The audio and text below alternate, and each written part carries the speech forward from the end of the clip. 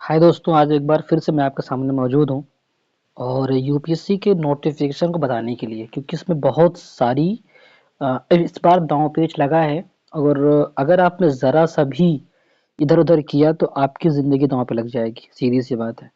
तो स्वागत करते हैं हम आपका सरसाह कोचिंग पे, सरसाह यूपीएससी में हम आपको स्वागत करते हैं। ठीक है, अब इस प्लेटफॉर्म पे हम आपको बताएंगे क्या सच है, क्या झूठ है, क्या करना है, क्या नहीं करना है आपको, वो भी करना है और करना नहीं है, ये भी बताएंगे क्या सच क्या नहीं। ठीक है, इस तरह से बात करते हैं। तो सरसाह कोचिंग से सरसाह यूपीएससी को आपको फॉलो करना है। नोटिफिकेशन आप देख रहे हो, मैं बता रहा हूँ आपको यूपीएससी के लिए फर्दर नोटिफिकेशन अगर आपको चाहिए तो इसके लिए आपको थोड़ा सा और मेरे इस चैनल को लाइक करना पड़ेगा, ताकि आपको अच्छे तरीके से नोटिफिकेशन मिलता रहे। आइए काम की बातें करते हैं। जैसे सबको इंतजार था बहुत ज़्यादा कि यूपीएससी का नोटिफिकेशन कब आएगा कब आएगा कब आएगा, तो सबका जो इंतजार था वो हो गया ख़त्म, क्योंकि ये हमारा फॉर्म आ चुका है। परीक्षा नोटिस संख्या 05/2026, सीएसपी मतलब प्रीलिम्स की बात कर रहा है, और 4 फरवरी 2026 को ये फॉर्म भरा जाएगा। इसकी अंतिम जो तारीख है वो हो जाएगी हमारी फरवरी 24 फरवरी 2026। ये इसकी अंतिम डेट है। इसका मतलब एकदम ऊपर ही इसने कंफर्म कर दिया, मतलब आपको 20 दिन का टाइम मिलेगा, आपको केवल 20 दिन का टाइम मिलेगा आपको फॉर्म भरने के लिए। ये 20 दिन का टाइम है, लेकिन इसमें बहुत सारे पेज हैं, आपको समझने पड़ेंगे। एक एक एक एक करके समझाते हैं हम आपको। मैंने हाईलाइट कर रखा है पहले से, ताकि मैं आपको सही सही से समझा सकूं कि इसमें क्या सही है क्या चीज़ें हैं। इसमें 4 जो फॉर्म भरने जाएंगे ना आप, तो उस ये पहले फॉर्म भरते थे UPSC.gov करके फॉर्म, जैसे UPSC.gov ऐसे करके फॉर्म भरते थे हम, इन पे फॉर्म भरते थे। अब यहाँ पे नहीं, उसने पूरा चेंज कर दिया, अब इस पे फॉर्म भरेंगे आप। आपको सारा इंटरटेनमेंट आपको इसी पे करना है, इंटरटेन करना है आपको। HTTPS फिर स्लैश देना, फिर यूपीएससी ऑनलाइन डॉट एन आई सी इन पे जाना है, डॉट इन पे जाना है, और यहाँ से आपको फॉर्म भरा जाएगा। इस बार क्या करें, जो आवेदन पोर्टल है ना, जब आप उसके इसको खोलेंगे तो वहाँ पे आपको 4 चीज़ मिलेगा। एक ऐसे यहाँ मिलेगा, दूसरा यहाँ मिलेगा, तीसरा यहाँ मिलेगा, चौथा यहाँ मिलेगा। आपको चारों से, नंबर 1 से, नंबर 2 से, नंबर 3 से, नंबर 4 से, चारों से गो थ्रू होना पड़ेगा। ये तीनों जो होगा ये आपके अकाउंट के लिए होगा। ये चौथा जो होगा स्पेसिफिक एग्जाम के लिए होगा, क्योंकि यूपीएससी का एग्जाम करवाती है, तो उसमें जो सीएससी वाला एग्जाम होगा वो ये चौथा वाला होगा। मान लीजिए अगर कोई और भरना चाहते हैं आप, जैसे सीएपीएफ का फॉर्म आता है, तो ये सब सेम तो रहेगा ही। अब यहाँ पे वो वाला सीएपीएफ का फॉर्म आ जाएगा। इस बार यूपीएससी का फॉर्म है, यूपीएससी नोटिफिकेशन 2026 का दिख रहा है, तो इसके लिए स्पेशल यहाँ पे, लेकिन आपको यहाँ से भरना पड़ेगा। यहाँ पे यूआरएन भरना पड़ेगा, पहले आपको करना पड़ेगा, फिर आप कॉमन एप्लीकेशन फॉर्म भरेंगे, जो इसका ये कॉमन हो जाएगा, फिर ये आप एग्जामिनेशन का फॉर्म भरेंगे। वही कह रहा है कि 4 मॉड्यूल में ये फॉर्म आपको फिल होगा, जिसमें जो तीन मॉड्यूल हैं या कार्ड्स हैं, आप बोल सकते हो उसको। पहले अकाउंट खोलिए आप, दूसरा यूनिवर्सल पंजीकरण करिए, जिसको हमने URN बोला है, ठीक है। तथा समान आवेदन पत्र, वही वही चीज कि जो आप कॉमन एप्लीकेशन फॉर्म भरेंगे उसकी बात कर रहा है।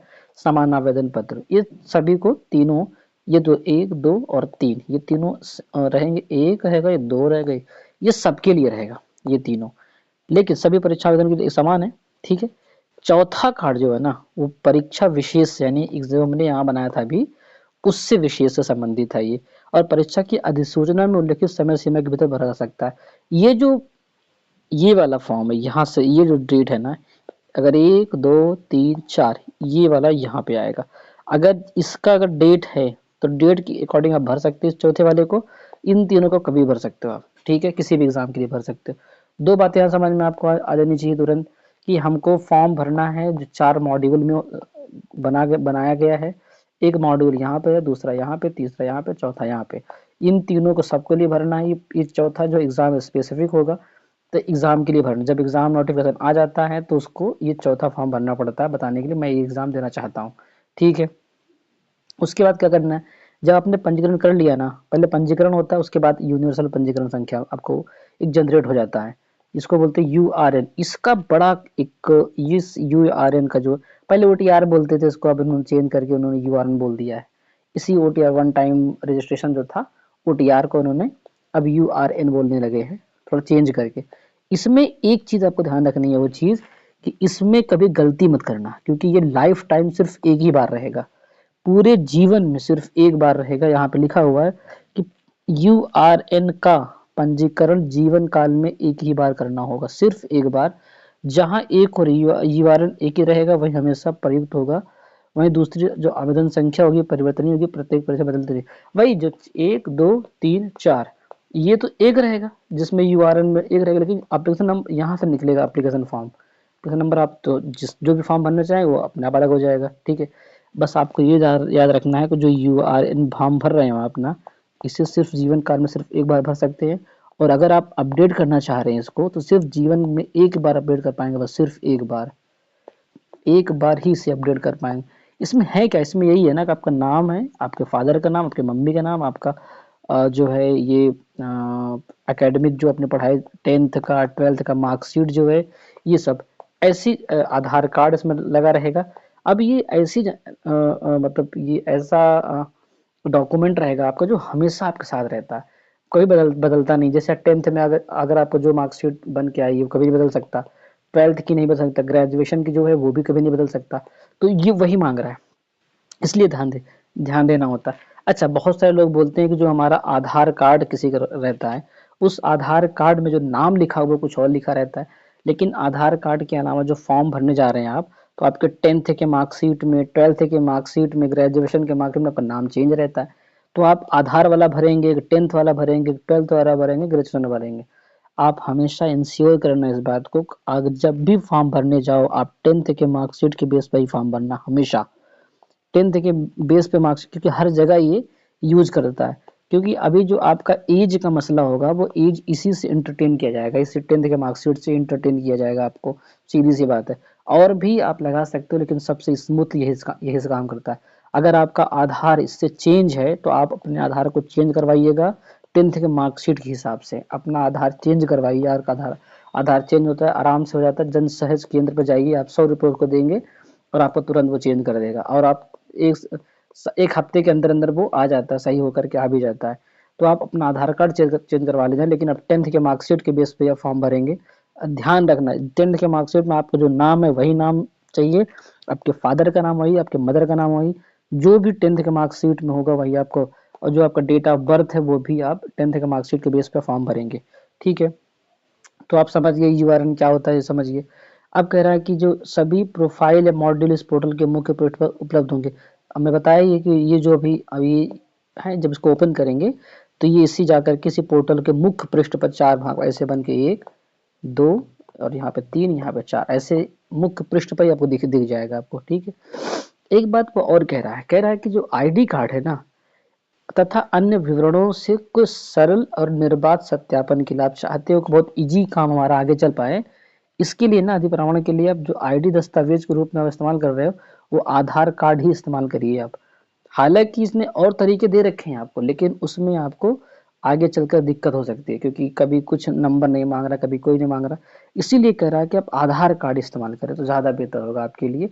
और जो फ्यूचर में ये सलाह दे रहा है कि भाई फ्यूचर के लिए आपके, क्योंकि जो आपने यूआरएन फॉर्म भरा है ना, ये वाला फॉर्म भरेंगे आप यूआरएन, तो वहाँ पे आधार से ही लिंक रहता है वो चीज़, तो इसलिए जो ऑथेंटिकेशन हो जाएगा आपको बहुत आसानी से हो जाएगा। जब एग्जाम हॉल में जाएंगे तो वहाँ जो फेस रिकग्निशन होगा वहाँ पे आसानी हो जाएगी इस काम को करने के लिए। इसलिए आपको ध्यान रखना है कि चलो ठीक है मैं ऐसे कर लेता हूँ, ठीक है। और आपको ऐसे कर लेना चाहिए कि यहाँ पे ये काम हमारा हो जाए, ठीक है। और अब अभी थोड़ी सी और देख लेते हैं, जो उम्मीदवार परीक्षा के लिए अपनी पात्रता सुनिश्चित कर लेते हैं। अब उनको पात्रता बनानी पड़ेगी ना, जैसे सबसे पहले आपको एज देख लेनी है, एज के बाद आपका क्वालिफिकेशन देख लेना है कि भाई मेरा क्वालिफिकेशन क्या है। फिर आप कास्ट, अगर फॉर्म भरना चाह रहे हैं तो आप कास्ट ओबीसी में आते हैं, एससी एसटी में आते हैं, जनरल में आते हैं तो ईडब्ल्यूएस में आते हैं, जो भी आता है वो आपको ध्यान रखना पड़ेगा, यही है आपका पात्रता आपको सुनिश्चित करेगा, ठीक है। अब एक बात इसने कह रहा है कि जो उम्मीदवार को हम जो ई परमिट ई प्रवेश पत्र जारी करते हैं, एडमिट कार्ड जारी करता है ना, वो इलेक्ट्रॉनिकली एडमिट कार्ड देता है। इसका मतलब ये नहीं होगा कि तुम्हारा जो है उम्मीदवारी अंतिम हो गई है, तुमको मिल गया सब कुछ, जॉब मिल गया, ऐसा नहीं है। आपको फॉर्म ई से कह रहा है कि ई केवल एडमिट कार्ड लेकर के ही आप एग्जाम को ये मत समझ लेना कि मुझे सब कुछ हो गया, मेरा जॉब लग गया, ऐसा नहीं है। इसलिए आपको इससे बचना पड़ेगा, यानी आपको एग्जाम देना होगा। तो ये कह रहा है कि अगर उम्मीदवार को हमने ई प्रवेश पत्र जारी किया है, इसका मतलब ये नहीं होगा कि आयोग उनकी उम्मीदवारी अंतिम रूप से स्वीकार कर ली है, ऐसा नहीं होगा। कह रहा है कि उम्मीदवार जो है ना वो साक्षात्कार या व्यक्तिगत परीक्षण के लिए अर्हता प्राप्त करने के बाद ही मूल प्रमाण पत्रों के संदर्भ में पात्रता शर्तों का सत्यापन किया जाएगा। जब आप साक्षात्कार पास कर लेंगे ना, उसके बाद आपका जो मूल प्रमाण पत्र है वहां पे जाकर सत्यापन किया जाएगा। चलो ठीक है, आओ, यूपीएससी बुलाएगा आपको, आप जाओ उनके पास और आपको सत्यापन कराया जाएगा वहां पे। कैसे करें आवेदन, आपको बता चुका हूँ। आपको आवेदन करने के लिए यूपीएससी ऑनलाइन .nic इन पे जाना पड़ेगा, जिसके केवल ऑनलाइन हो सकता है। बस आप सोचो कि ईमेल से मैं अपना फॉर्म भेज दूं, किसी फॉर्म को लेकर के भेज दूं, या कुछ और माध्यम से अपना का फॉर्म भेज दूं, तो वहाँ उसको एंटरटेन नहीं किया जाएगा, सीधी सी बात है।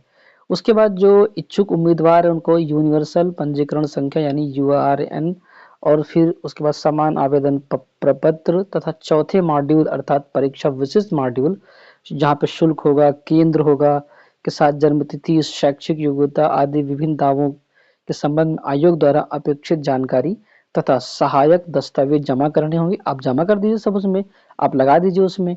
फिर जो समान आवेदन प्रपत्र के साथ अपेक्षित जानकारी या दस्तावेज प्रस्तुत नहीं करने पर परीक्षा के उम्मीदवारी निरस्त कर दी जाएगी। आप सोचिए, जो ये चारों हैं, अगर इसमें से आपने कहीं भी कुछ गड़बड़ किया, अगर इसमें आपने कोई जानकारी नहीं दी है, और आयोग के लगता है कि आपने जानकारी नहीं दी और जो बहुत ज़रूरी था, आपका जो कैंडिडेचर है वो निरस्त हो जाएगा, कभी एंटरटेन नहीं करेगा।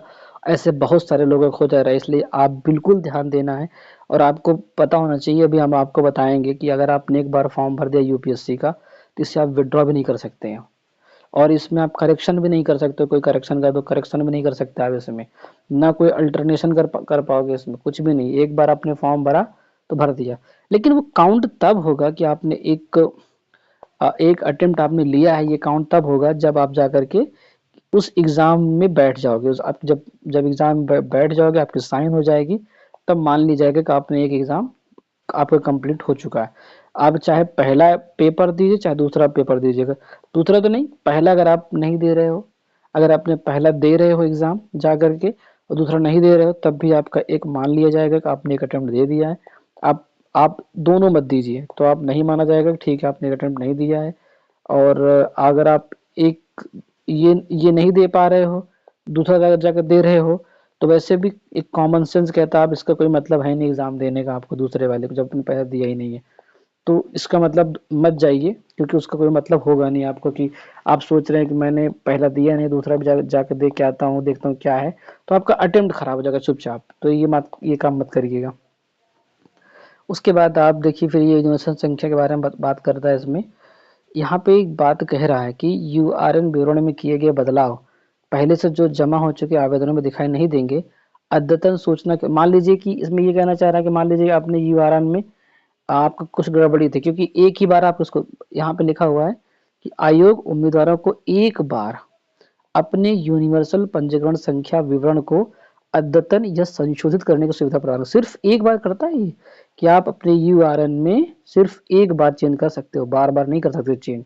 ठीक है भाई, हम एक बार चेंज कर सकते हैं, लेकिन फिर आगे बोल रहा है कि मान लीजिए कि आपने यूआरएन चेंज किया, एक, दो, तीन, चार, ये आपका एग्जाम स्पेसिफिक है, एग्जाम स्पेसिफिक ये है आपका, यूआरएन आपका यहाँ पे है, आपने इसको चेंज किया, लेकिन आपका यहाँ एप्लीकेशन जो दिख रहा है उसमें चेंजेस दिख नहीं रहा है, क्योंकि आपने यहाँ पे नाम आपने ABC लिखा है, बना दिया अपना नाम, यहाँ पे ABDC लिखा था, आप कह रहे हो चेंज नहीं हो रहा, चेंज नहीं।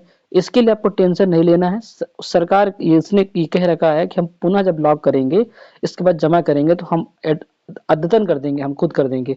आपको केवल आवेदन कर देना है बस, बाकी चौथा वाला हम काम कर देंगे, उसकी फिक्र नहीं करना। अगर आपको नहीं दिख रहा है, वो सही नहीं दिख रहा है, तो आप टेंशन मत लीजिए, आप सिर्फ देखिए आपका यूआरएन सही हुआ कि नहीं हुआ। आप इस पे फोकस करिए, करना होगा आपका, यूआरएन पे ही फोकस करना होगा, जो बहुत ज़रूरी है। ठीक है, इसके बाद आप जब यूआरएन ले लिए तो जो समान आवेदन प्रपत्र भरने के लिए आप क्या करें, लाइव फोटो कैप्चर करनी पड़ेंगी। आपने आपने क्या किया, आपने सबसे पहले फोटो अपलोड करना होगा, कर दिया, तथा और अपनी लाइव फोटो भी कैप्चर करनी होगी। आपने फोटो वहां पे लगाया, जो एक प्रेस्क्राइब मैनर में दिया गया था, आपने फोटो वहां पर अपलोड कर दिया बना करके, और उसके बाद आप तुरंत कैमरा को ऑन किया और आपने लाइव कैमरा ऑन हो जाएगा, आपका वेब कैम ऑन हो जाएगा।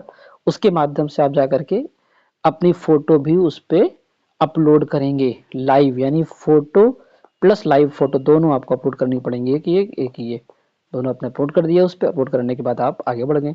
उसके बाद जहाँ पे हस्ताक्षर की, अब हस्ताक्षर वाला भी सिस्टम बड़ा है।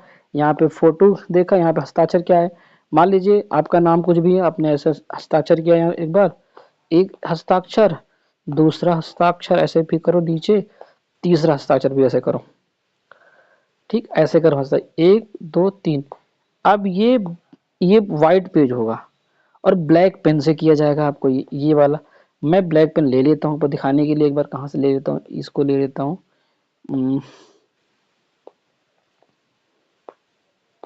ये देखो ब्लैक पेन दिख रहा है, अच्छा ब्लैक तो नहीं दिख रहा, लेकिन ब्लैक आप मान सकते हो कि वाइट है। यहाँ पे ऐसे एक साइन किया, दो साइन किया, तीन साइन किया, एक दो तीन, तीनों साइन आपने करके उसके बाद उसका स्कैन किया, स्कैन करने के बाद आपने उसको अपलोड कर दिया एक मैनर में, जो जो उसमें मैनर बता रखा है कि इसने मैनर में। जब जहां अपलोड करते रहेंगे ना, वहां पर जब टच करेंगे बगल में तो तुरंत वो ओपन होकर आ जाएगा, आपका हस्ताक्षर डाउनलोड हो जाएगा, मतलब हो जाएगा वहां पे। ये हस्ताक्षर, ये फोटो कहाँ पे की जा रही है आपको, ये समान आवेदन प्रपत्र में की जा रही है। एक यूआरएन ले रहे हैं आप ना, उसके बाद ये जो पत्र भरा जा रहा है समान आवेदन पत्र, ये सबके लिए सेम है ये। यहाँ चौथा जो है ये एग्जाम स्पेसिफिक है। ठीक है, अब उम्मीदवारों को आवेदन जमा करने से पहले के बाद अपने आवेदन वापस लेने की अनुमति नहीं दी जाएगी। मैं आपको पहले बता चुका हूँ कि अगर आपने आवेदन जमा कर दिया, एक बार फाइनल सबमिशन कर दिया आपने सबमिट, तो आप उससे वापस नहीं ले सकते, विड्रॉ नहीं कर सकते कि मैं आपके फॉर्म नहीं भरूंगा, मैं विड्रॉ नहीं कर सकती। इसके अलावा आवेदन जमा करने के बाद किसी भी क्षेत्र में कोई सुधार, कोई परिवर्तन, कोई संशोधन की अनुमति नहीं होगी। यानी जो करेक्शन विंडो खुलता था, अब वो विंडो नहीं खुलेगा, एक बार फॉर्म भरना है बस। इसमें यूपीएससी एक काम और कर रहा है, यही इसका मतलब ये हुआ कि जो भी यूपीएससी का एग्जाम देना चाहता है ना, वो मेंटली बहुत प्रिपेयर होना चाहिए उस इंसान को। यानी उसको बहुत ध्यान पूर्वक हर काम करना है। अगर वो यही काम नहीं कर पा रहा है अपना फॉर्म भरने में, तो इसका मतलब कि वो एग्जाम देने के लिए काबिल नहीं है। इसीलिए वो चाह रहा है कि हम ऐसा करूं ताकि आपको समझ में आए कि हम क्या करना चाहिए। इसलिए आपको यूआरएन बहुत ध्यान से भरना है, ध्यान रखना। न समझ में आए आप पूछ लेना, कमेंट कर लेना मुझसे, मैं आपको बता दूंगा क्या सच है क्या झूठ है, लेकिन आप गलत मत करना बस यूआरएन को। उम्मीदवार के पास एक फोटो पहचान पत्र जैसे आधार कार्ड, वो बोल रहा है कि आप इसके अलावा मतदाता पहचान, PAN card, passport, driving licence, केंद्र या राज्य सरकार ने कोई ऐसा दस्तावेज जारी किया जिसमें की फोटो लगी हुई है और बहुत ही वैलिड है, तो आप उसको भी लगा सकते हो। लेकिन आप ये करो ना, सीधे आधार कार्ड लगाओ ना, सिर्फ सीधे सी बात है। क्योंकि कह रहा है कि इजी और स्मूथ काम करने के लिए आप आधार कार्ड यूज करिए, क्यों ज्यादा इधर भागा। किसके पास आधार कार्ड नहीं, सबके पास आधार कार्ड होगा। लेकिन हाँ, ये आधार कार्ड अपने जो 10th के मार्कशीट है उससे मिला लेना एक बार, जो भी नाम करेक्शन दिख रहा है 10th के मार्कशीट के हिसाब से इसमें चेंज कर लेना, तुरंत आधार कार्ड में चेंज करवा लेना, चाहे बाद में चाहे तुरंत, लेकिन करवा लेना जरूर। इसमें अपने 10th के मार्कशीट के बेस पे ही करवाना आपको, सीधी सी बात।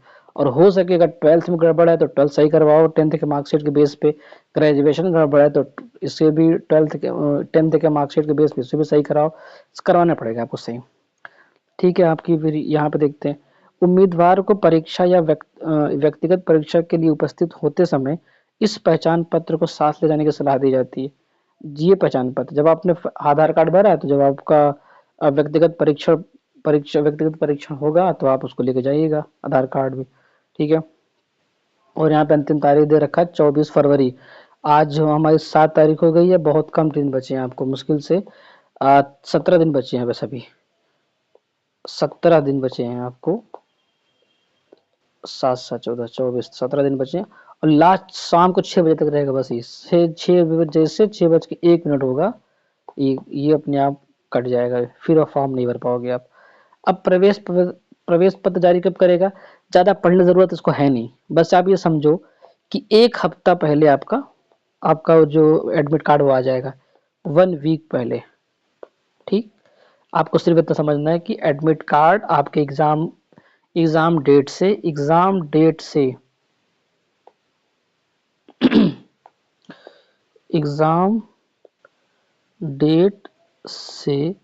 1 वीक पहले आ जाएगा आपको, सीधी सी बात है।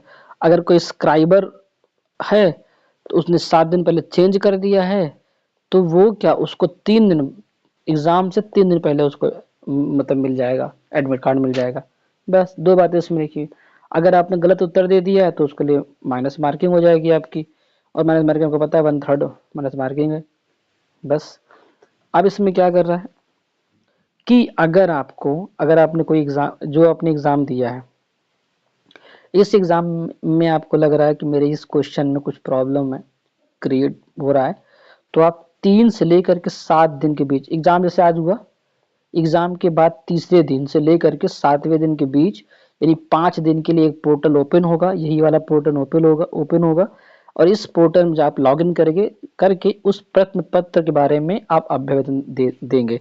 अगर कोई रहेगी तो आप दीजिए सरकार को, उसको देंगे, वो 5 दिन आपको दिया जाएगा। यानी 3 तारीख खुला, अगर 3 तारीख, 4 तारीख, 5 तारीख, 6 तारीख और 7 तारीख, 1 2 3 4 5, 1 दिन, 2 दिन, 3 दिन, 4 दिन, एग्जाम के बाद तीसरे दिन, फिर चौथे दिन, 5वें दिन, 7 दिन, आप मतलब 7 देगा वो, तो इस 7 में आपको देखना पड़ेगा। ठीक है, तो 5 दिन आपको मिलेगा, यानी 3 से लेकर 7, इसके बीच में आता है 5 दिन बचता है। तो आप अपना चैलेंज वहां पे कर सकते हैं, आपने कर दिया। उसके बाद आप उसको बोला कि आपको जो उम्मीदवार हैं, जो भी आप एस्पिरेंट्स हैं, अगर आपको कोई प्रॉब्लम हो रही है तो उन्होंने एक विशिष्ट हेल्पलाइन नंबर दे रखा है, अपना हेल्पलाइन नंबर दिया, इस पे फोन करिए आप, या आप इस ईमेल पे मेल कर दीजिए, आपको जवाब मिलेगा पक्का। और ये कब तक चलेगा, ये सिर्फ 4 तारीख से लेकर के 24 तारीख के बीच में ही, उसके बाद ये डिसॉल्व हो जाएगा। फिर आपको एंटरटेन नहीं किया जाएगा कि आपने क्या बोला क्या नहीं बोला, क्योंकि उनको पता है कि अगर हो सकता है कोई प्रॉब्लम शुल्क में हो, दस्तावेज में अपलोड करने में कोई दिक्कत हो रही है, आप इनसे फ़ोन करो, और टाइमिंग 10 बजे से लेकर 5:30 बजे के बीच में आपको फ़ोन कभी भी कर सकते हो, आप ये काम कर सकते हो। ठीक है, अगर कोई स्क्राइब बदलना चाहता है तो उसको भी 7 दिन पहले बताना पड़ेगा उसको। ठीक है, 7 दिन पहले कर सकता है वो, फिर उसको एडमिट कार्ड 3 दिन पहले मिलेगा। मोबाइल फ़ोन आपको पता है ये सब बैन रहता है, मोबाइल फ़ोन नहीं ले जा सकते, ब्लूटूथ डिवाइस होता है, कोई भी चीज़ होती है, अगर पकड़े गए तो आपको दिक्कत हो जाती है। पेजर नहीं ले जा सकते क्योंकि सुरक्षा, ये सलाह दे रहा है कि आप जो है कोई भारी चीज सामान अपने एग्जाम हॉल में मत लेके पहुंचो, क्योंकि आप वहां रखने के बाहर जब रखोगे तो दिक्कत हो जाती है, कभी चोरी हो जाए, कुछ भी हो जाए। तो वही कह रहा है कि मैं इसकी जिम्मेदारी नहीं लेता हूँ, कोई प्रबंध नहीं किया जाएगा कि परीक्षा स्थल पर मैं कोई प्रबंध करूँ कि आप और कहाँ सामान रखोगे। वो जब स्कूल में जाते हो तो स्कूल ऐसा कर देते हैं कि ठीक है आप अपना बैग वहीं पर रख सकते हो, लेकिन ये कह रहा है कि हम कोई करेंगे वरेंगे नहीं। और ये अगर कोई सामान आपको खो जाता है, चाहे फ़ोन खो जाता है, डिस्क, कोई आईटी गैजेट्स है वो खो जाता है, बैग खो जाता है, तो आप जो पहले कह रहा है लाइए मत, अगर लाते हैं तो फिर इसकी जिम्मेदारी आप खुद करेंगे, प्रबंधन इसको जिम्मेदारी नहीं होगी, और आयोग इस संबंध में कोई हुए नुकसान के बाद उत्तरदायी नहीं होगा कि आप आयोग को कल उठ के खड़े को बोल दो भाई तुम सही करवाओ, ऐसा नहीं। उसे कह रहा है कि आप ऐसा करिए मत। और बोल रहा है कि आप 30 मिनट पहले जब एग्जाम शुरू हो, जैसे मान लीजिए एग्जाम आपको 10 बजे से है, तो आपको 9:30 बजे वहाँ पहुँच जाना, हालांकि एग्जाम ही 9 साढ़े 9 बजे है, तो 9 बजे पहुँच जाना है वहाँ पे। ऐसा क्यों पहुँच जाना है, क्योंकि उसका भी एक वजह है, क्योंकि ये जो फेस ऑथेंटिकेशन है ना, अब वो इस बार शुरू कर दिया उन्होंने। आप जब एग्जाम हॉल में पहुंचेंगे तो आपको वहाँ फेस रिकग्निशन करना पड़ेगा, और रिकग्नाइज करके आप एग्जाम को क्वालिफाई, मतलब एग्जाम को जाकर दे पाएंगे। इसलिए आप पहले पहुंचिए वहां पे जाकर के। ठीक है, तो ये अनिवार्य रूप से करना पड़ेगा, गुजरना ही होगा आपको सत्यापन के लिए, जो फिक्सिंग के लिए पर्याप्त, ताकि ये फिक्स हो सके, इसके लिए आपको परीक्षा के लिए उस परीक्षा स्थल पर पहले पहुंचना पड़ेगा, ताकि ये आसानी से हो सके। आपको फॉर्म इस पे भरना है, इसी से आपको सबको देखना है, और कुछ नहीं है। यानी यूपीएससी ऑनलाइन एनआईसी इन पे जाना है और आपको फॉर्म यहीं से फिल करना है। ठीक है भाई, उसके बाद आपको पता है 4 फरवरी से फॉर्म भरा जा रहा है, 24 मई तक फॉर्म भरा जाएगा। ये उसके कार्मिक जो ये कार्मिक और प्रशासन विभाग द्वारा नियमावली जो अनुसार सूची में दिया गया, वहां पे इसको अपलोड कर दिया गया। इसके लिए देखिए आप कितना इसमें फॉर्म है, 10, 20, 3, 30, यानी 23 पोस्ट के लिए है, जिसमें से लगभग आप मान चलिए कि 180 के आसपास ये रहता है, और ऐसे 120-30 के आसपास ये भी रहता है, पुलिस एपीएस रहता है, ये वाला और ये वाला। बाकी सब ग्रुप ए की हैं। फिर यहाँ पे देखो ग्रुप ए की पूरी हैं, ये 1 2 3 ऐसे चार चार पांच ऐसे हैं जो ग्रुप बी की भी हैं, ग्रुप बी की भी। इसमें ये आप देखो पौंडीचेरी सिविल सेवा या पौंडीचेरी सिविल सेवा, ये आईपीएस हैं पौंडीचेरी के, जो वो दादरा नगर हवेली है, दिल्ली है, इसका जो अभी, क्योंकि गवर्नमेंट के अंदर में आता है, सेंट्रल गवर्नमेंट के अंदर में ये सब आता है। ये कभी हम आपको अलग से इस कैडर के बारे में बताएंगे कि ये सब जो सेवाएं हैं वो क्या है, क्योंकि बहुत सारे बच्चे ऐसे होते हैं जिनको समझ नहीं आता ये सब क्या है। तो हम ये दिल्ली अंडमान होने के बाद द्वीप समूह की इस ग्रुप डानिम से क्या है, पॉन्डिक्स क्या है, दानिक्स क्या है, ये हम आपको बताएंगे इसको आगे चल करके। इसको इसलिए अभी छोड़ रहे हैं हम, बस इतना समझ लीजिए कि ये इतने सारे पोस्ट हैं जिसको भरने के लिए 933 पोस्ट निकाली गई है, जिसमें 33 पोस्ट रिजर्व है, किसको बेंचमार्क लोगों के लिए, डिसेबल के लिए। संख्या 933 है, 33 लोग जो है जो बेंचमार्क दिव्यांग उनके लिए रिजर्व कर दिए, इसमें 7 रिक्त हैं दृष्टिहीन के लिए, बाधिर के लिए, सब उसमें बाइफर्टिकेट किया हुआ है यहाँ पे अलग से करके। ठीक है। अच्छा, ये प्रतिभा सेतु पोर्टल क्या है? ये प्रतिभा पोर्टल, इसका पूरा नाम, पहला नाम क्या था? सार्वजनिक प्रकटीकरण योजना। इसमें ये है कि मान लीजिए आपने प्रीलिम्स दिया, प्लस मेंस दिया, प्लस इंटरव्यू दिया, लेकिन इस इंटरव्यू जब आपको फाइनल मेरिट बनी तो वहां पे आप सिलेक्ट नहीं हो पाए, तो आपका जो आपका जो आपका डॉक्यूमेंट आपका है, आपका जो डॉक्यूमेंट है, या आप कह सकते हैं कि जो आपकी जानकारी है, उस जानकारी को इस पोर्टल पर डाल देगा वो, यूपीएससी डाल देगा इस पोर्टल पे। और यहाँ पे जो पीएसयूज हैं, जो गवर्नमेंट पीएसयूज हैं, या कोई और सरकारी कर्मचारी, सरकारी कोई कंपनी, निजी कंपनी भी है, सार्वजनिक कंपनी भी है, सांविधिक है, या भारत सरकार के स्वायत्त कोई संगठन वहाँ पे हो, और ये इनको वहां से ले लेती हैं। ठीक है, इस पोर्टल पे कुछ नाम आए और उन नाम को यहाँ से उठा लेती हैं ताकि इनको रोजगार मिल सके। इसका मतलब ये नहीं कि रोजगार के चक्कर में परेशान रहेंगे, इसलिए अच्छा, ये बहुत अच्छा इनिशिएटिव लिया सरकार ने। चलो ठीक है, ये काम पहले से ही चला आ रहा है, इस पर भी उन्होंने थोड़ा सा अच्छे से किया है, उसका नाम प्रतिभा सेतु पोर्टल कर दिया है। ठीक है। इसमें शैक्षणिक योग्यता लिखी जाती है, संपर्क नंबर रहता है, परसेंटाइल लिखा रहता है, सब कुछ लिखा रहता है। और बाद में जब, अच्छा ये कब होता है? जब रिजर्व सब कुछ हो जाता है, सब कुछ फाइनल होने के बाद ही इसमें डालता है वो। अगर आप उस एक फॉर्म वहां पे होगा टिक करने के लिए, अगर आप टिक करोगे तब एंटरटेन किया जाएगा, वरना नहीं किया जाएगा, ऐसा भी है। विशिष्ट मॉड्यूल को भरते समय आप इस संबंध में अपनी सहमति देनी होती है। जब आप वो जो चौथा वाला होता है ना, चौथा वाला जब भरने वाले हैं तो वहीं पे उसकी सहमति देनी होती है। अगर ऐसा ऐसा करने पर आयोग के द्वारा संबंधित वर्ग का अगर आप नहीं वो विकल्प नहीं चुनोगे तो ऐसा आयोग उसमें नहीं डालेगा, फिर जब आप चुनोगे तो आयोग उसके बाद उस पर डाल देगा, ऐसा करेगा। ठीक है। उसके बाद ये बेंचमार्क के लिए फिर ये सब कौन किसके लिए है, कौन बाधिर है कौन नहीं। तो 6/6 से लेकर 6/18 अगर आपका आई अगर दिखाना चाहते हैं आपको, इसी बीच में सबसे अच्छा माना जाएगा, बाकी इसके बाद गड़बड़ गड़बड़ माना जाएगा, सीधी सी बात है। तो अब भी अपना चेक करवा लें कभी भी। अब ये सिविल सेवा प्रारंभिक परीक्षा के लिए परीक्षा केंद्र पहले 80 हुआ करते थे, अभी जो है बढ़ा दिया शायद इसमें, अभी ये 80 पहले, अब 3 बढ़ा दिया, क्योंकि अभी जान रहा है कि कितनी बेरोजगारी है, तो इस बेरोजगारी के चक्कर में ये भी हो गया। हालांकि जो मेंस होता है वो मेंस पे कम ही होता है, तो इसमें अभी 27 ही है, तो हाँ 27 ही हैं इसमें। और इसमें कह रहा है कि अगर आपको कोई भी, जैसे आपको दिल्ली चाहिए, प्रयागराज चाहिए, बहुत सारे ऐसे सेंटर हैं जो बहुत जल्दी भर जाते हैं, बहुत जल्दी। इसके लिए कह रहा है कि पहले आवेदन करिए और पहले आवंटन पाइए, जो पहले करेगा वो पहले पाएगा। इसीलिए जब की बात, जब फॉर्म अभी फिल हो रहा है ना, तो 2 3 दिन क्या हुआ, रश आ गया उस पर ज्यादा, बहुत ज्यादा रश आ गया, वो चल ही नहीं रहा था, बहुत प्रॉब्लम हो रहा चलने में। तो थोड़ा आप क्या कर सकते हैं, क्योंकि पहले आवंटन करना पहले पाना, ये भी तो है। परीक्षा की योजना कैसे आपको पता है, फिर प्रीलिम्स होता है, फिर मेंस होता है, ये अगर आपको नहीं पता तो आपको एग्जाम देना ही गुनाह हो जाएगा। तो प्रीलिम्स होता है जो 2 पेपर होते हैं, एक पेपर 200 का होता है, दूसरा पेपर भी 200 का होता है। ये जो पहला वाला होता है इसमें आपको लगभग 100, आप मान चलिए 110, 100 से 110 के बीच मोटा मोटा मान चलिए नंबर लाने होते 200 में से। और इसमें आपको कितना 33% आपको क्वालिफाइंग जो 27 क्वेश्चन सही करने होते हैं इसमें, 27 क्वेश्चन जो 67 नंबर के आसपास जाके बनता है। ठीक है, ये करने होता है। अगर चाहे फर्स्ट बार बात करें तो इसमें 200 100 क्वेश्चन है, 100 क्वेश्चन 2 घंटे, और आपको 100 से लेकर के 110 मार्क्स लेकर के आने हैं, आप क्वालिफाई कर जाओगे। जो सेकंड पेपर है वो 80 क्वेश्चन है इस बार, 2.5 मार्क्स का, यहाँ 2 मार्क्स का या 2.5 मार्क्स, आपको 2 घंटे ही मिलेंगे, लेकिन 80 क्वेश्चन करने पड़ेंगे आपको। हाँ, इसमें 33% पासिंग मार्क, यानी 27 क्वेश्चन सही करिए आप, ये 167 नंबर कह सकते हो आप। ये तो ये दूसरा। तो जब प्रीलिम्स आप क्वालिफाई करने जाओगे प्रीलिम्स के लिए, और दूसरी जो सबसे बड़ी बात है, ये प्रीलिम्स आपका सिर्फ स्क्रीनिंग है बस, यानी आपको सिर्फ छांट दिया जाएगा कि भाई आप इसके काबिल हो या नहीं। अगर छांट आपको छटनी की जाएगी, छटनी, तो दरअसल उसको बोलते हैं स्क्रीनिंग, स्क्रीनिंग करी बोल देंगे उसको। स्क्रीनिंग कर दिया जाएगा आपका, आपको छाट दिया गया, ठीक है भाई, निकाल दिया गया वहां से, जो उसके अंदर आता है वो उसको एंटरटेन करेंगे, बाकी सबको बाहर कर देंगे। उसके बाद दूसरा चरण चरण होगा वो मेंस का होगा, और मेंस में दो चीजें होंगी, एक लिखित एग्जाम होगा, दूसरा इंटरव्यू होगा। इंटरव्यू आपको पता है 275 मार्क्स होगा, और ये फिर वही 9 पेपर इसमें होगा, जिसमें 2 पेपर क्या है, क्वालिफाइंग हो जाएंगे, जिसमें एक भारतीय भाषा होगी, एक भारतीय भाषा होगी, दूसरा इंग्लिश होगा, एक ये कंपलसरी है।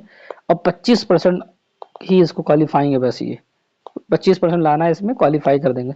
अगर ये दोनों अगर आप पास होते हो तभी आपके लास्ट में जो 7 पेपर होंगे आप तभी उसको पास कर पाओगे, वरना नहीं। क्योंकि मान ली एक एसए हो जाएगा, अभी 4 जीएस के हो जाएंगे, फिर 2 हो जाएंगे हमारे 4 2 6 1 7, एक एसए, 4 जीएस, उसके बाद 2 बनेंगे ऑप्शनल 500 मार्क्स का, तब जाकर के 1750 क्वेश्चन इसका जब वो भी मिला लेंगे तो ये लगभग 2100 कुछ हो जाएगा वो जाकर के। ठीक है, 10 नहीं 20 25 हो जाएगा का, ऐसा कुछ करके है। उसके बाद उम्मीदवार नोट कर ले कि ऑनलाइन आवेदन प्रपत्र एक बार प्रस्तुत करने के उपरांत किसी भी परिस्थिति में कुछ भी जोड़ने, हटाने, बदलाव करने की अनुमति नहीं होगी। आपने फॉर्म भर दिया, चाहे सही हो चाहे गलत हो, इसके लिए आपको करेक्शन विंडो नहीं मिलने वाला है। जब मेंस की बात आएगी कि सिविल सेवा प्रारंभिक परीक्षा के परिणाम घोषणा के बाद 10 दिन की एक विंडो प्रदान करें। जब इसकी घोषणा हो जाएगी कि आपको प्रीलिम्स पास हो गए हो, उससे कुछ ही दिन बाद आपको 10 दिन के लिए, मात्र 10, जैसे अभी 20 दिन के लिए आया ना, तब 10 दिन के लिए आएगा, एक विंडो दिया जाएगा जिसमें आप मेंस के लिए फॉर्म भरेंगे। सभी अर्हक सभी उम्मीदवार इस विंडो के दौरान अनिवार्य रूप से पोर्टल ओपन करेंगे, लॉग इन करेंगे, उसके बाद अपना विवरण जो को अपडेट करेंगे, पुनः पुष्टि करेंगे कि हाँ मैं देना चाहता हूँ, और जो ई प्रवेश पर जनरेट करने में सक्षम बनाने के लिए आवेदन पर जमा करना होगा। तो जो आपका ये, ताकि आपका ई प्रवेश पत्र जनरेट हो सके दोबारा। आपको एक तरह की ये भी है कि कुछ चीजें यहाँ पे भरवाते हैं, ठीक है, भर दो फिर अगले चरण के लिए, और ऐसे उम्मीदवार को परीक्षा के अगले चरण के लिए भाग लेने की अनुमति नहीं दिएगा। अगर आपने अगर नहीं भरा तो आप सोचोगे मैंने चलो प्रीलिम्स भर दिया है, मीन्स अपने आप भर देंगे क्योंकि मैं क्वालिफाई कर लिया, ऐसा नहीं। 10 दिन का फॉर्म भरेगा, आप उसको देखो, जो जो चीज जो जो मांग रहा है कुछ चीजें उसमें भर दो, नहीं तो कुछ ओके, बस वहाँ ओके जरूर करना है, आपको जाना पड़ेगा, गो थ्रू करना पड़ेगा। तो जिन उम्मीदवार को शुल्क भुगतान करना अपेक्षित है निबंधों, तो मेंस में भी कुछ फॉर्म भरने पड़ता है, शुल्क जमा करना पड़ता है, 100 रुपये 200 रुपये का शुल्क है वो जमा करना पड़ता है। फिर आपने जब आपका इंटरव्यू होगा, उसके लिए जब आप जो मेंस आप जब क्वालिफाई करोगे, उसकी घोषणा के 15 दिन बाद ही एक विंडो ओपन होगा, 15 दिनों के लिए। इधर सॉरी, मेंस का आपने एग्जाम दिया, रिजल्ट आया, रिजल्ट आने कुछ दिन बाद 15 दिन के लिए आपको एक विंडो ओपन होगा, जिसमें आपको फिर से कुछ जानकारियां देनी पड़ेगी, चाहे परीक्षा में शामिल हुए हो, यानी जैसे अद्यतन करना जरूरी है, आप उसको फिर से अद्यतन करिए, फॉर्म भरिए, सभी साथ ही जरूरी अर्हक परीक्षा पास करने का प्रमाण भी देना होगा। अपने दावे के प्रमाण के रूप में संबंधित दस्तावेज अपलोड करने होंगे, ऐसा न करने की पर उनकी उम्मीदें रद्द हो जाएगी। आपको अगर आपने प्रीलिम्स क्वालिफाई किया तो आपको मेंस में फिर से फॉर्म भरने पड़ेंगे, जो 10 दिन के लिए होगा। फिर आप मेंस क्वालिफाई करेंगे तो आपको इंटरव्यू के लिए फिर से फॉर्म भरने, जो 15 दिन तक के लिए आपको मौका रहेगा। अभी 20 दिन की मौका है प्रीलिम्स के लिए, जो हमारा अभी चल रहा है, जिसको भरना ही पड़ेगा। तो ये इस तरह से है, दो चरण में है, एक चरण प्रीलिम्स जो स्क्रीनिंग है, दूसरे चरण मेंस है, और इसी में इंटरव्यू भी है। इस तरह से काम किया जाएगा। और अगर इसमें से किसी ने कोई कोताही की तो उसका जो उम्मीदवारी है ना, वो रद्द कर देगा। समन पत्र जारी नहीं कर कोई समन पत्र जारी नहीं कर कोई पत्रचार उससे नहीं करेगा वो, इस तरह से। और यहाँ पे आवंटित सेवा का विवरण में अब उसमें भरोगे क्या, जैसे आवंटित सेवा का विवरण देना पड़ेगा आपको, वैवाहिक स्थिति बतानी पड़ेगी, पूर्व में पीडब्ल्यूडी, माता पिता का जो बात आय है ये सब है वो आप वहाँ पे लगाएंगे फिर से, ठीक है। फिर यहाँ पे देखते हो उम्मीदवार केवल उन्हीं सेवाओं के संबंध में अपनी वरीयता क्रम को अनिवार्य रूप से निर्दिष्ट करना होगा जो सिविल सेवा परीक्षा 2026 की प्रतिभाएं सेवाएं हैं, उनके लिए वह अंतिम रूप से चयनित होने की स्थिति में आवंटन हेतु इच्छुक है। संघ लोक सेवा आयोग द्वारा सेवा आवंटन हेतु उम्मीदवारी अनुशंसित किए जाने की स्थिति में सरकार द्वारा उम्मीदवार पर उसके द्वारा आवेदन प्रपत्र में निर्दिष्ट सेवाओं में से एक सेवा के आवंटन के लिए विचार किया जाएगा। मतलब कि यही है कि आपने पूरा प्रेफरेंस डाल दिया है, जब डाला है तो किसी एक के लिए आपको उसे मान लिया जाएगा, ठीक है आप इसमें आते हो तो आपको ये सेवा आपको मिलेगी। यदि किसी भी सेवा के लिए वरीयता निर्दिष्ट नहीं की गई है तो उम्मीदवार पर सेवा आवंटन हेतु विचार नहीं किया जाएगा। जो सेवा का आवंटन, क्योंकि यहाँ पे सेवा सर्विस है, यहाँ पे अगर आपने वरीयता दिया नहीं है तो उसके बाद जो उसको मिलेगा फिर लास्ट में उसको दे दी जाएगा। मतलब वो नहीं करेंगे कि आपको कौन सी सेवा दी जाएगी, आपको नहीं पूछा जाएगा, फिर जो उनको लास्ट बचेगा फिर आपको वो दे देंगे अपने हिसाब उठा करके। फिर ये आवंटन है, संवर्ग आवंटन, इसके बारे में बात करता है, जो समझना जरूरी तो है अभी, लेकिन अभी प्रीलिम्स क्वालिफाई करिए पहले। पात्रता की शर्तें आपको पता होनी चाहिए। अगर आपको आईएएस बनना है, विदेश सेवा में जाना है, पुलिस सेवा में जाना है, IAS, IFS, foreign service, IPS, इन तीनों फॉर्म को भरने के लिए आप ओनली सिटीजन ऑफ इंडिया, सिर्फ इंडिया का सिटीजन होना चाहिए बस, अवश्य हो, नहीं तो फॉर्म नहीं भर सकता इन तीनों का, ठीक है। उसके बाद अन्य सेवाओं के लिए भारत का नागरिक हो, नेपाल का, भूटान का, तिब्बती शरणार्थी हो जो 1962 से पहले आया हो, उसके बाद जो है भारतीय मूल का व्यक्ति हो जो स्थायी रूप से पाकिस्तान, बर्मा, श्रीलंका, पूर्वी देश, केन्या, युगांडा कहीं पे भी आया हो। लेकिन इसके लिए एक इम्पोर्टेंट चीज क्या है कि भारत सरकार द्वारा जारी किया गया पात्रता यानी एलिजिबिलिटी प्रमाण पत्र होना चाहिए। अगर ये प्रमाण पत्र उसके पास है एलिजिबिलिटी वाला तभी वो होगा, निर्णय नहीं भर पाएगा। ऐसे उम्मीदवार को भी उक्त परीक्षा में प्रवेश दिया जा सकता है जिसके बारे में पात्रता प्रमाण पत्र प्राप्त करना आवश्यक हो, किंतु भारत सरकार द्वारा उसके संबंध में पात्रता प्रमाण जारी कर जाने के बाद ही उसको नियुक्ति प्रस्ताव भेजा जा सकता है। मान लीजिए आपने फॉर्म भर दिया लेकिन आपके पास वो प्रमाण पत्र नहीं था, अब एग्जाम क्वालिफाई कर ली, अब आपको तभी दिया जाएगा जब आप इस चीज को भारत सरकार से आपको पत्र मिले तभी। जो आयु की बात है वो 1 अगस्त 2026 को 21 वर्ष होनी चाहिए। आप 1 अगस्त 2026 को 21 वर्ष है, किंतु 32 वर्ष ज्यादा नहीं, यानी 21 साल से लेकर के 32 साल के बीच में अगर आप हैं तब आप फॉर्म भर सकते, नहीं तो नहीं है। तो इसका मतलब क्या, 2 अगस्त और 1 अगस्त, इसका मतलब कि 2 अगस्त के बाद कोई अगर पैदा हुआ हो 1994 के बाद, मान लीजिए 2 अगस्त 1994 को कोई पैदा हुआ, वो बंदा फॉर्म भर सकता है यहाँ से। और कोई बंदा ऐसा है जो 1 अगस्त या मान लो 2 अगस्त, चलो कहे 2 अगस्त 2005 को पैदा हुआ, फॉर्म नहीं भर सकता। लेकिन यहाँ 1 अगस्त 1994 में कोई पैदा हुआ, फॉर्म वो भी नहीं भर सकता, सीधी सी बात है। तो इसलिए उसको यहाँ पे 2 अगस्त के बाद, जैसे मान लीजिए किसी व्यक्ति का नाम, किसी व्यक्ति को 26 मार्च मान लीजिए किसी का है, 26 मार्च 1998 है, तो ये मार्च यहाँ पे है, कभी आगे चल करके खत्म हो जाएगा, तो मार्च के लिए क्या करेगा ये मार्च के लिए क्या करेगा ये, तो 26 मार्च है तो मार्च के बाद अप्रैल आता है, फिर मई आता है, फिर जून आता है, तो ये अप्रैल, अगस्त है ना, तो मई, जून, जुलाई, सितंबर, अक्टूबर, नवंबर, दिसंबर, तो मार्च, अप्रैल, मई, जून, जुलाई, अगस्त, 1 2 3, अभी इसके पास इतना टाइम बचा था, यानी वो फॉर्म यहाँ तो नहीं भर पाएगा, लेकिन अगली बार जाकर के फॉर्म जब लास्ट में उसके लिए आएगा तो वहाँ फॉर्म भर सकता है। यानी अगस्त से पहले कोई बंदा फॉर्म नहीं, जो यहाँ चुकेगा वो लास्ट में भर पाएगा, जो अगस्त जो पहली बार फॉर्म भर चुके हैं वो ला के लास्ट में फॉर्म नहीं भर पाएंगे 32 साल होने पर। लेकिन अभी चीजें भी और भी चीजें यहाँ पे 5 साल के छूट, किसी को 3 साल, किसी को 3 साल। अगर मान लीजिए कोई बंदा SC ST का है उसको 5 साल की छूट दी जाएगी, कोई ओबीसी का है उसको 3 साल की छूट दी जाएगी, उसको जाति प्रमाण पत्र पेश करना पड़ेगा विथ आय आय प्रमाण पत्र देना पड़ता है, जो आपको साबित करने पड़ते हैं, नॉन क्रीमी लेयर का देना पड़ता है आपको। आप दे दीजिए उसको उठा करके, तब आपको 3 साल का छूट मिल जाएगा। अगर आप 32 साल है तो यहाँ पे 3 साल जोड़ देंगे तो ये हो जाएगा 35 साल। और अगर ये 32 साल है जो 5 साल जोड़ देंगे तो ये हो जाएगा 37 साल। तो SC ST का 37 साल, OBC का 35 साल रहेगा इसमें, ठीक है। उसके बाद अब आगे और देखते हैं, आगे इसमें जो अब इम्पोर्टेंट हो सकता है वो क्या हो सकता है, मैं आपको वो देख के बोलता हूँ। वही आयोग की जो जन्म तिथि, आप जो जन्म आपका लेता है आयोग जो स्वीकार करता है, वो मैट्रिकुलेशन होना चाहिए या सेकेंडरी स्कूल लिविंग प्रमाण पत्र होना चाहिए। मैट्रिकुलेशन समकक्ष हो तो उसे क्या करता है, रजिस्टर में दर्ज कर लेता है। तो 10th की जो मार्कशीट में आपका नाम रहेगा, जो आपका DOB रहेगा, उसी के अनुसार ये किया जाएगा। आप सोचो कभी भी जन्म कुंडली नहीं लेगा, कभी शपथ पत्र नहीं लेगा, कभी नगर निगम सेवा नहीं लेगा, ये सब नहीं माना जाएगा, ठीक है। उसके बाद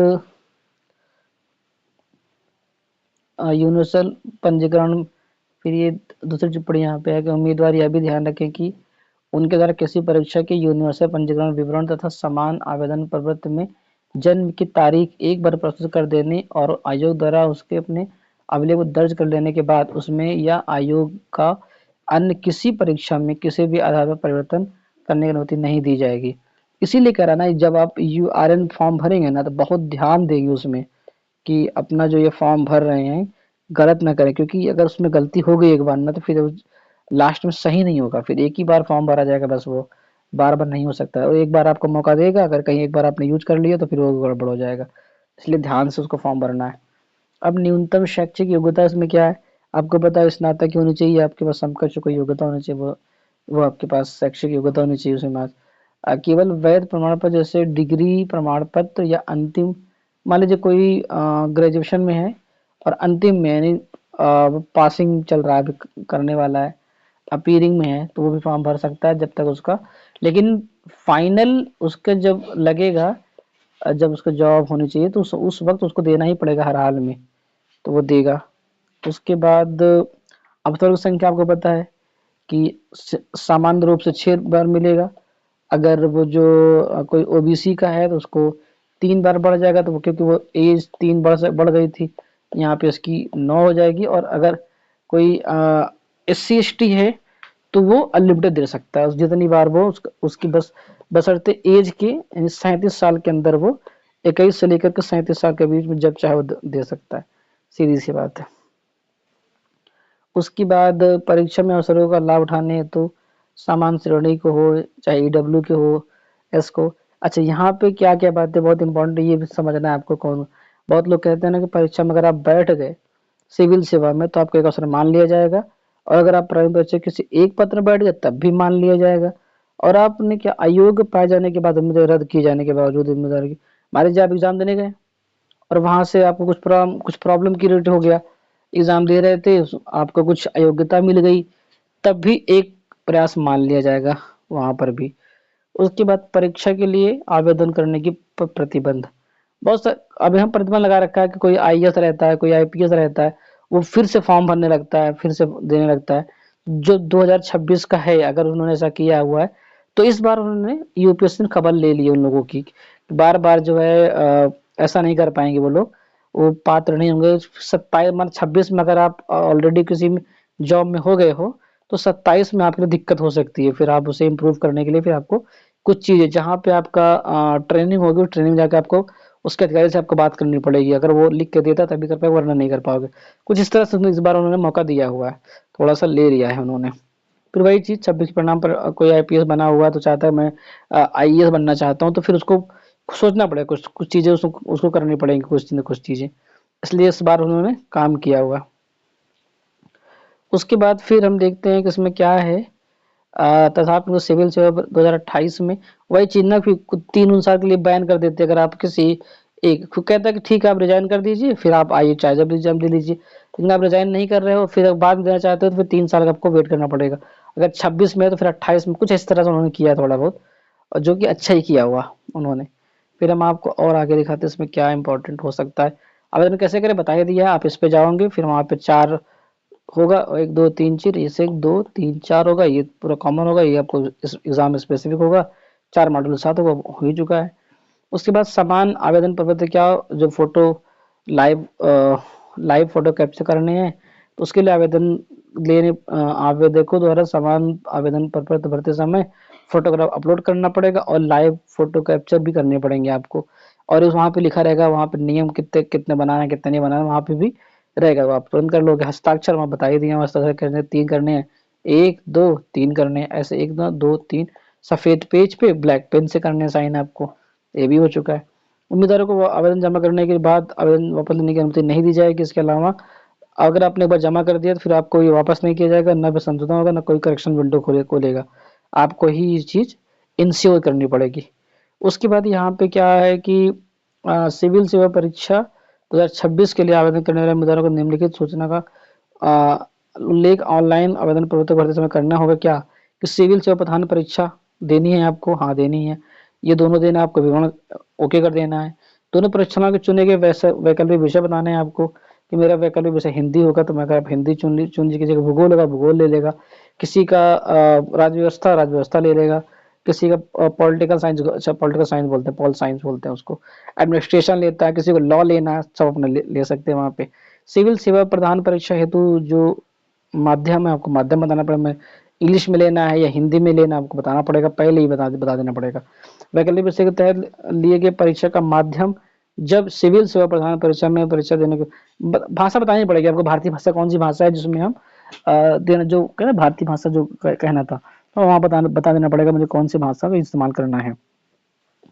तो इस तरह से यहाँ पे हो जाएगा। फिर यहाँ पे है आयोग द्वारा परीक्षा के सभी चरणों, जैसे सिविल सेवा प्रारंभिक परीक्षा, सिविल सेवा प्रधान परीक्षा, लिखित परीक्षा, साक्षात व्यक्तिगत परीक्षा में उनका प्रवेश पूरी तरह से अनंतिम होगा, उसी वही रहेगा, मतलब आना पड़ेगा उसको हर हाल में, बशर्ते वो निर्धारित पात्रता शर्तों को पूरा करते हो, तभी वो उसमें आएंगे, अपना जो भी रहेगा वो देंगे अपना। जो उम्मीदवार निम्नलिखित कदाचार का दोषी है या आयोग द्वारा उसकी दोषी घोषित हो चुका है तो उसको कुछ चीजें से वो गैर कानूनी हो जाएगा, वहां पे समर्थन प्राप्त किया हो, फिर दबाव डालना पड़ेगा उसको, ये सब चीजें कुछ चीजें यहाँ पे दिया हुआ कि उनकी अयोग्यता बता दी जाएगी कि भाई आप क्यों अयोग्य हो। और कई बार जैसे यहाँ पे ये है कि परीक्षा के लिए अपनी उम्मीदवारी के संबंध में साधनों का उपयोग किया अर्थात गलत तरीके से प्रश्न पत्र की प्रति प्राप्त किया उन्होंने, परीक्षा संबंधित गोपनीय कार्य से जुड़े व्यक्ति के बारे में जानकारी प्राप्त करने, पूरी जानकारी प्राप्त करना, अगर मतलब पकड़े जाते हैं वो कभी एग्जाम हॉल में कुछ इस तरह करते हुए तो उनका भी अनुशासनिक कार्रवाई होगा पहली बात। उसके बाद जो उनका परीक्षा रद्द किया जा सकता है, आगे फर्दर उनको भी रद्द किया जा सकता है, इस तरह से उन्होंने। उसके बाद उत्तर पुस्तिका पर असंगत बातें लिखना या भद्द रेखाचित्र बनाना, असंगत वजह से कोई लोग ओम बना दे रहे हैं, कोई 786 लिख दे रहे हैं, ऐसे करके किसी ने ऐसे बना दिया, किसी ने क्रॉस बना दिया, तो ये सब चीजें उसमें आप नहीं कर सकते हो। उसके बाद ऑनलाइन आवेदन करने की प्रस्तुत अंतिम तारीख होता है 24 तारीख 6 बजे तक। पत्र व्यवहार के लिए वो कह रहा है कि जो आप ईमेल आईडी आपके जो मोबाइल नंबर है वो आपको सही रखना है हमेशा के लिए अपने काम के लिए। पिछले सप्ताह के अंतिम कार्य दिवस की ईमेल आपको पता है कि ई प्रवेश ई एडमिट कार्ड आपको जारी किया जाएगा 1 हफ्ते पहले, और अगर कोई सब्सक्राइबर होगा उसको 3 दिन पहले दिया जाएगा। उसके बाद जो आपका यूनिवर्सल उम्मीदवार द्वारा उसके सिविल सेवा परीक्षा की यूनिवर्सल पंजीकरण संख्या विवरण समान आवेदन प्रपत्र परीक्षा विशेष में की गई प्रविष्टियों को आयोग द्वारा सही और ठीक मान लिया गया है। उम्मीदवार ध्यान रखें कि आयोग उम्मीदवार के साक्षात्कार व्यक्तित्व परीक्षा में अर्हता प्राप्त कर लेने के बाद ही उसकी पात्रता के शर्तों का मूल दस्तावेजों से सत्यापन का कार्य करता है। आयोग द्वारा औपचारिक रूप से उम्मीदवारी की पुष्टि कर दिए जाने तक उम्मीदवारी अनंतिम रहेगी। उम्मीदवार उक्त परीक्षा में प्रवेश का पात्र है या नहीं, इस बारे में आयोग का निर्णय अंतिम होगा, वही तय करेगा। उम्मीदवारी आयोग की वेबसाइट से एक से अधिक, अच्छा इसमें लास्ट में ये बोल दिया कि मान लीजिए अगर आपके पास प्रवेश पत्र कई डाउनलोड हो गए, ऊपर में इसलिए पढ़ रहा था क्योंकि उसका कोई काम था नहीं, मैंने पढ़ता चलाया।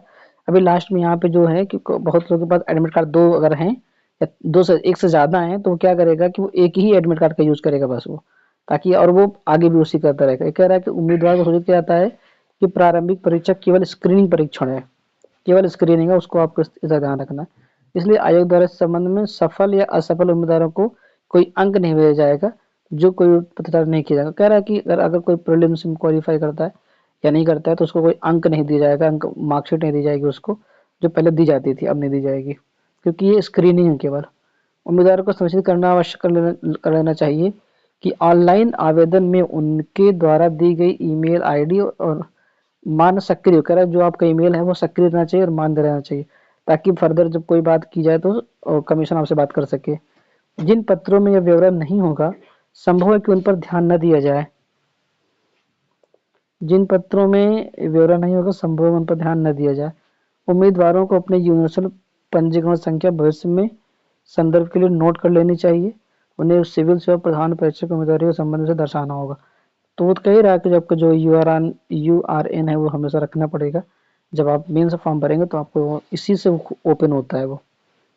उसके बाद आरक्षण का लाभ लेना चाहते हैं तो आपको पता है जी, आप अनिवार्य है जो वित्त वर्ष 22-23, 23-24, 24-25 के दौरान जो अर्जित आय के आधार पर जब एक नॉन, अगर आप ओबीसी हैं तो नॉन क्रिमिनल ईयर का एक प्रमाण पत्र बनता है, आप उसको लगाना पड़ेगा, जो 1/4/25 के बाद जो है 1/4/25 के बाद जारी हुई हो, और 24 तारीख के बाद नहीं, 24 फरवरी जिस दिन फॉर्म फिलअप होता है उस दिन, उसके बाद नहीं, उसके पहले ही, और 25 के बाद, इस तरह से। तो यानी अप्रैल 2025 के बाद अगर कोई जारी हुआ है फॉर्म, वो अगर ओबीसी बना है आपका, आय बना है, तो आप यहाँ पे लगा सकते हो उसको। ठीक है। कोई उम्मीदवार आर्थिक रूप से कमजोर अगर ईडब्ल्यूएस, उसका भी वही नियम है, उसको भी वैसे ही लगाना पड़ेगा वहीं पे। अन्य पिछड़ा वर्ग स्थिति क्रीमी लेयर की निर्धारित तारीख माना जाएगा। अब जब ये नॉन क्रीमी लेयर, जब जो क्रीमी लेयर भी होगा तो वहीं से उसको भी इंटरटेन किया जाएगा, उसी तारीख से उसकी अंतिम तारीख को मान लिया जाएगा।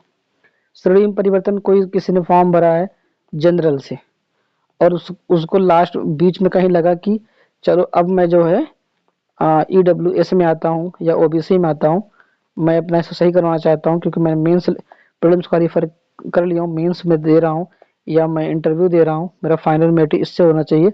तो आयोग ने कहा नहीं, अगर आपको पहले दिन भरना था उसी में भरना चाहिए था, इसका उल्टा भी वो नहीं करेगा। तो आपने जिसमें फॉर्म भरा उसी में आपको ध्यान देना पड़ेगा। तो अब ये सब हो गया। अब यहाँ परीक्षा की योजना वही 2 प्रीलिम्स है प्लस मेंस है। इसका जो है 2 पेपर होंगे, 400 मार्क्स का होगा, 200 मार्क्स के होंगे, 200 मार्क्स का होगा। अगर पी की बात करें, इसको बोलते हैं प्रीलिम्स से बात करते हैं, इसके पहले पेपर की बात करते हैं, 200 मार्क्स हैं, 100 क्वेश्चन इसमें है, 2 मार्क्स का एक है, 2 घंटे के हैं। आपको 100 से 110 के बीच मार्किंग करनी है, मार्क्स आने हैं। और जब आप दूसरे की बात करते हैं, ये 200 मार्क्स का है, 2.5 मार्क्स का एक हो जाएगा, 80 क्वेश्चन हो जाएंगे इसमें, 2 आवर हो जाएगा। और इसके लिए आपको 33% ही लाने पड़ेंगे, यानी 27 क्वेश्चन या 67 नंबर लाने पड़ेंगे आपको, क्योंकि 1/3 इसमें नेगेटिव मार्किंग भी चलेगी दोनों में। ठीक है। उसके बाद सिविल सेवा प्रधान परीक्षा प्रवेश देने के लिए उम्मीदवारों को संख्या उक्त वर्ष में 13 गुने, मान लीजिए जिस अगर आप 900 है तो 13 से गुणा कर दीजिए इसको, जितना भी बनता हो, 13,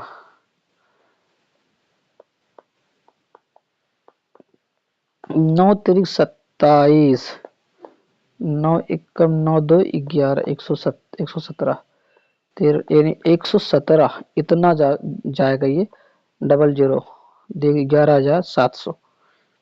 अब की बार जो एंटरटेन करेंगे वो 933 में और ज़्यादा जाएगा, 12,000 के आसपास इतने लोग मेंस लिखेंगे। फिर जब हम मेंस क्वालिफाई करेगा तो फिर इंटरव्यू के लिए 2 गुना के आसपास में, 1-2 गुना के आसपास में उसको लेते हैं, कहीं लिखा हुआ ये भी चीज़ है। अच्छा, 1/3 अंक काटा जाएगा, और आपको पता है ये 33% मार्क वहाँ पे क्वालिफाइंग है, ये एक से अधिक उत्तर देंगे तो उत्तर गलत मान लिया जाएगा और आपको माइनस मिलेगा, खाली छोड़ दिए तो आपको कोई दंड नहीं मिलेगा। सिविल से प्रधान परीक्षा में लिखित परीक्षा व्यक्तिगत के लिए आपको क्या 9 पेपर देने पड़ेंगे, परंपरागत निबंधात्मक शैली में लिखने पड़ेंगे।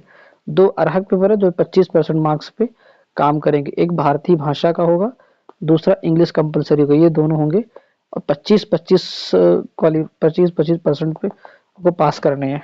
फिर जाकर के 7 पेपर आपको लिखने पड़ेंगे, इससे 4 जीएस और 2 ऑप्शनल लिखने पड़ेंगे। इस तरह से जो सेवा का आवंटन रैंक के हिसाब से होगा और वरीयता क्रम के हिसाब से होगा। कभी टाई हो जाती है बीच में कि भाई किसी को दो हैं, मार्क्स दोनों समान है, तो क्या कर उस केस में क्या करेंगे, कभी एज देखेंगे, कभी वो क्वेश्चन जो आपने पेपर दिया कि फर्स्ट में, सेकंड में, थर्ड में जीएस का जो है कितने मार्क्स आए हैं उसके बेस पर काम कर लेंगे। आय में वरिष्ठता देखेंगे। फिर 2 अनिवार्य पेपर आपको पता है, बता दिए 200 मार्क्स का। उसके बाद हिंदी और अंग्रेजी दोनों भाषा में दे सकते हो आप, पेपर 2 भाषाओं में मनाए जाएंगे। फिर यहाँ पे लिखित परीक्षा में निम्नलिखित पेपर होंगे।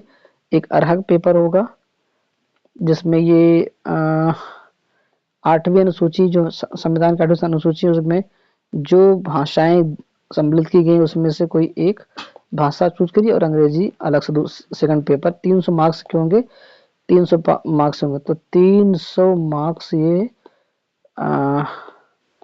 गुणे 25%, आपको सिर्फ 25% लाने हैं बस, तो ये लगभग 75 मार्क्स के आसपास आएगा।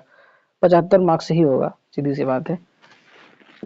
तो इसको करने पड़ेंगे। फिर आप आगे बढ़ेंगे थोड़ा सा, तो ये जीएस फर्स्ट होगा, GS second, GS third, GS 4, फिर ऑप्शनल 2 हो जाएंगे। कुल मिलाकर के आपको 275, ये 785, इसको करेंगे तो 5 हो जाएगा, 7 5 12, 7 7 14, 1 15, 2 1 3 1 4,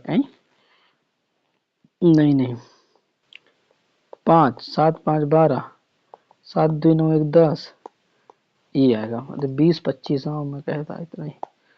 ये आपका टोटल मार्क्स 20 25।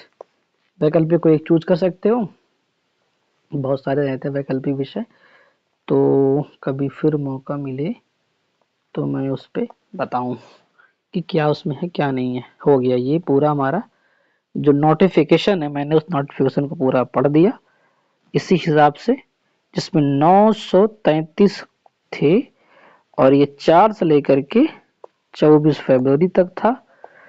और उसमें URN नंबर, इस पे फोकस करना है आपको। एक बार बनेगा लाइफ टाइम, एक बार बनेगा और एक बार आप इसमें चेंज कर सकते हो। इसीलिए बहुत ध्यान से इसको फॉर्म भरना है, इसको बहुत ध्यान से भरना है।